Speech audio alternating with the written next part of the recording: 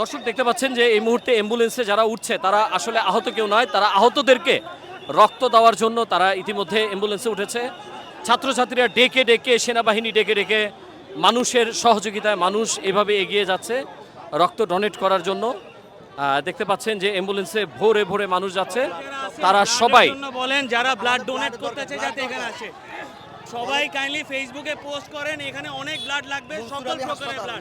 যারা blood donor হসপিটালগুলোতে kindly চলে যান, এবং যাদের ব্লাড লাগবে এখানে অনেক ওদের ব্লাড লাগবে, যারা আসেন পারলে চলে আসেন। কোন যারা পারেন চলে যান, যারা এখানে বেশিরভাগ কোন রক্তটা লাগছে আপনার? সব ধরনের রক্ত লাগবে ভাই, এখানে কোনো স্পেসিফিকলি বলা যাচ্ছে না। সো কাইন্ডলি আপনারা ব্লাডের জন্য এটা আপনাদের থেকে প্রচার করেন যাতে মানুষের ব্লাডটা পায়, বুঝতে পারছেন? সব ধরনের হাসপাতাল। দর্শক, বিশেষ করে উত্তরা নিয়ারবাই যে হাসপাতালগুলো আছে, বিশেষ করে মনসুর আলী হাসপাতাল, বাংলাদেশ মেডিকেল, কর্মীটোলা, আপনারা এই সকল হাসপাতালে একটু যোগাযোগ করবেন।